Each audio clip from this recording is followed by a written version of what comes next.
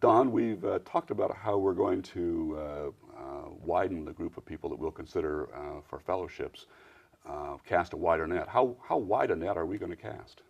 A lot wider than in the past. Our program has been a mid-career program for one description, and one of the ways that we're going to cast a wider net would be people who are perhaps with less experience and perhaps more experience than we've had as ideal fellows in the past. So this could be, ideally somebody would have, say, 7 years experience, but maybe a little less if they have accomplished a lot in their short time in journalism and come with a great idea. Or perhaps somebody who is on the other end of their career and have done a lot in journalism, but have an idea, maybe they've taken a buyout and have a great idea to help journalism. So it could be both ends. Also, other categories where we're going to cast a wider net would be journalistic entrepreneurs.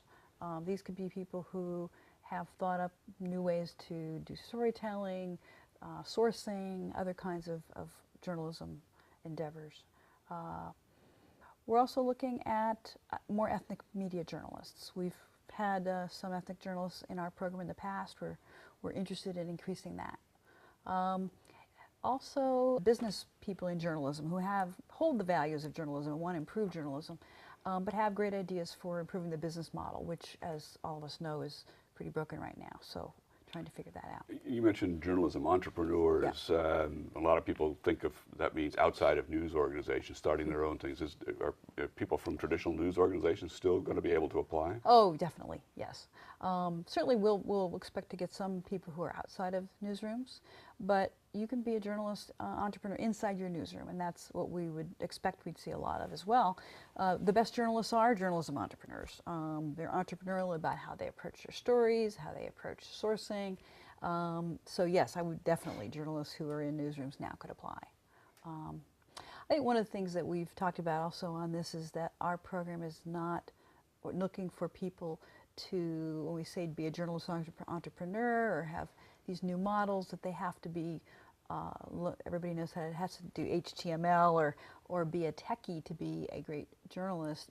You need to have those skills, to some idea of how those skills work, but that you're really an architect and not a carpenter. I think that's a good way to explain to folks. So how will all these new people who are unfamiliar with our program find out about it? Is there anything beyond the website that they can go to? Well, certainly we have a lot on our site that I would encourage people to go to, but also we have a mentoring program for applicants. And it's been very helpful, I think, and hopefully will be increasingly helpful as we're changing the program, so that applicants can be paired up with former fellows. So say you don't know anyone who's done a fellowship and you're trying to figure out what to do, how should you approach your application, your essays, then you can talk to this person and ask all the questions you'd like to ask, and they can help you with your application. So that's one of the ways we're going to work on that.